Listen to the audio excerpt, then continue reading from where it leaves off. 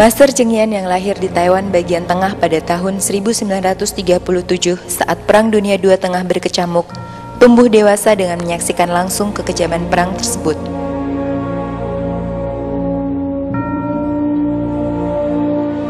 Di usianya yang ke-23, Master Cheng Yen merasa sangat terpukul dengan kematian ayahnya yang mengalami pendarahan otak. Karenanya, beliau merasakan bahwa dunia ini bersifat fana dan mulai mendalami ajaran Buddha. Setahun kemudian, beliau meninggalkan rumah dan menuju Taiwan bagian timur untuk mendalami ajaran Buddha, hingga menginjakan kaki di Hualien. Di sebuah gubuk kecil, beliau belajar, menyalin, dan berdoa sesuai dengan Sutra Bunga Teratai. Pada bagian pertama dari 3 bagian Sutra Bunga Teratai, dalam bagian Ananta Nirdesa Sutra, Ananta Nirdesa sendiri bermakna dari sebutir benih akan tumbuh berjuta-juta benih lainnya yang akan terus tumbuh tanpa henti. Makna yang demikian membuat Master Cheng Yen bertekad untuk menyebarkan kebajikan di tengah masyarakat. Walau hanya kepada satu orang, niscaya kebajikan tersebut akan tumbuh kepada orang banyak jika terus disebarkan.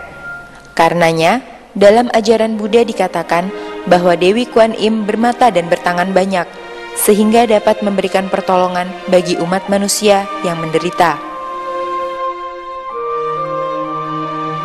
Saat Master Cheng Yen mengunjungi sebuah rumah sakit pada tahun 1966, beliau melihat noda darah di lantai. Ternyata, noda darah itu adalah milik seorang ibu yang mengalami keguguran. Akibat ketiadaan biaya, pihak rumah sakit telah menolaknya. Hati Master pun sangat terbebani, membuatnya menyatakan tekad untuk menggalang dana dan membantu orang menolong penduduk miskin.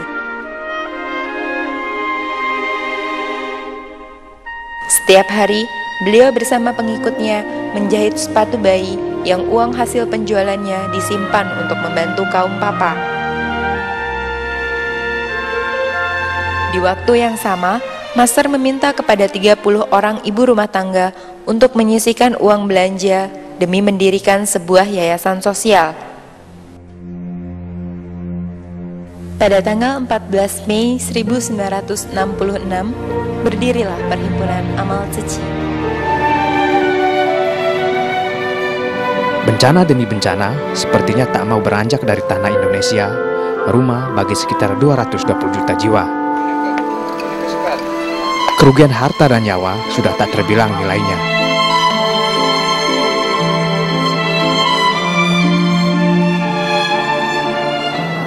Tsunami, banjir, tanah longsor, dan letusan gunung berapi datang silih berganti, membangkitkan simpati berbagai organisasi kemanusiaan untuk meringankan penderitaan para korban. Di antaranya, Yayasan Buddha Tzu Chi. Dengan seragam biru putih, sukarelawan Tzu Chi berusaha untuk menolong, datang paling awal dan pulang paling terakhir. Setiap kali ada bencana untuk memberikan bantuan dan harapan bagi para korban. 其实慈济来印尼并不是说师父去叫谁来印尼，只不过是说那个地方有人愿意来做慈济，所以那个地方如果因缘成熟，那个地方就会有慈济。那我们为什么会来印尼？其实我们来印尼是因为我们是做生意的，那我们跟我们的先生一起来印尼投资，所以就这个缘就是在印尼。那我们来印尼的时候，我们感觉到说，其实，在印尼，我们虽然是在这边开公司，在这边做生意，但是我们觉得说，我们应该对这个地方的人呢，我们应该去帮助他。所以那时候我们就有几个台湾太太，我们就觉得说，我们应该可以好好的在这将慈济的精神、师父的精神，在印尼呢，好好的去发挥，那去帮助更多的人。就这么一个简单的念头，那我们那时候也不知道说，慈济在了印尼以后会变成什么样子，我们都不知道。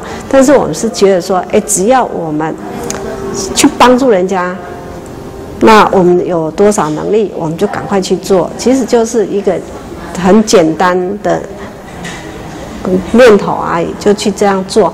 那10几年下来，就是说，大家在看我们做的时候，大家觉得说，其实每个人都可以做。那所以呢，大家都认同上人的精神理念，就更多的人进来。就有更多的慈济人，所以呢就可以做更多的事。好，所以就是说，好像我们一粒种子种下去，种的一棵树，有很多的果实出来。所以呢，10几年走下来，会有今天，也不是我们当初想得到的。但是看到这样一个情形，我想每个在座的人都会觉得很高兴。Tahun 2002, banjir merendam hampir sebagian wilayah Jakarta. Kali Angke, salah satu dari 13 sungai yang mengalir di Jakarta, meluap dan mengenangi daerah sekitar. Seci bekerja sama dengan pemerintah menormalisasi Kali Angke dan merelokasi warga ke tempat yang lebih manusiawi. Rembulan membisu. 25 Agustus 2003, warga bantaran Kali Angke mulai menempati perumahan Cinta Kasih 1 Cengkareng. Dunia internasional maupun nasional mengakui perumahan Cinta Kasih sebagai salah satu proyek kemanusiaan terbaik yang pernah ada. Selain perumahan Cinta Kasih 1, Siti juga membangun perumahan Cinta Kasih 2 di Muara Angke yang mulai ditempati tahun 2005. Pembangunan rumah susun ya, ini yang sangat saya rasakan. Saya sebagai pimpinan daerah ya melihat kekumuhan ya, orang pada bertempat tinggal di pinggir kali yang membahayakan dirinya dan keluarganya, yang hidup tidak sehat ya, menggunakan air yang tidak pantas untuk dikonsumsi maupun digunakan untuk apapun itu. Tapi itu sebuah kenyataan. Nah, sekarang berangsur-angsur dengan bekerja sama dengan Bunda Susi itu kita sanggup membangun rumah susun yang layak huni gitu ya kepada masyarakat yang tinggal di daerah-daerah kumuh dan pinggiran-pinggiran kali itu. Rumah yang layak tak akan berarti apa-apa jika perilaku orang-orangnya tetap sama. Bagi Seci, mengubah perilaku mereka jauh lebih penting dari sekadar rumah yang layak. Itu memang tugasnya kita bagaimana bina. Bina bukan bina dia hidup aja, bukan bina raga aja, tapi bina dia bagaimana bermasyarakat, bina gimana bisa cari nafkah. Setelah dibina, dia orang udah mampu, bagaimanapun dia orang bisa kembali lagi membantu sesama yang lain.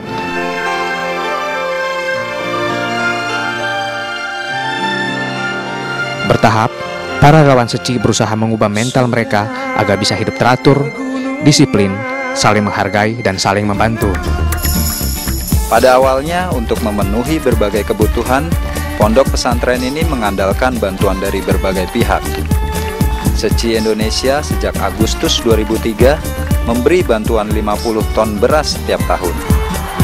Namun sejak Oktober 2005, para santri mencoba mengurangi ketergantungannya pada bantuan pihak lain.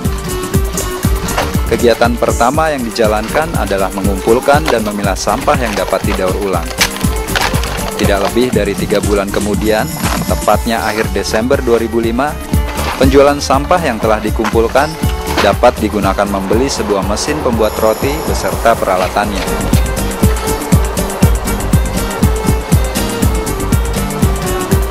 Orang santri secara bergiliran bekerja menghasilkan 8.000 hingga 9.000 roti tiap hari.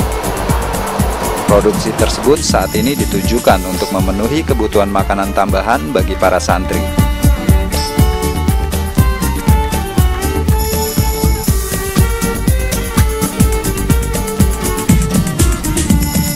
Tidak hanya itu, para santri juga memiliki program pertanian yang hasilnya dibagi 2 untuk pondok pesantren dan kepada mereka yang menggarapnya. Selain padi, para santri juga menanam sayur-sayuran. Meskipun semuanya serba gratis, pendidikan tetap menjadi prioritas utama pesantren ini.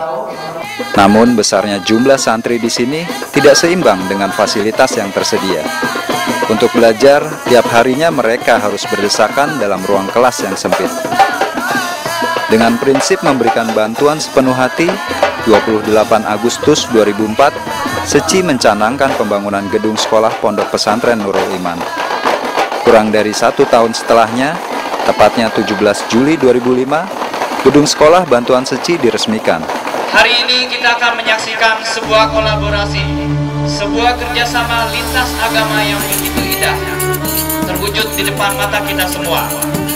Hari ini, dengan penuh cinta kasih universal yang tidak membeda-bedakan agama, suku, ras, dan bangsa, Yayasan Buddha Suci Indonesia akan menyerahkan penggunaan sekolah kepada Pondok Pesantren Nurul Imam.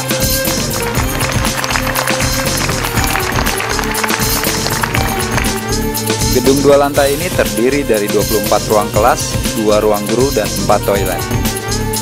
Melalui ini, Seci kembali membuktikan sumbangsinya bagi dunia pendidikan di Indonesia, yang sekaligus juga menyebarkan cinta kasih universal tanpa memandang perbedaan suku, bangsa, ras, atau agama.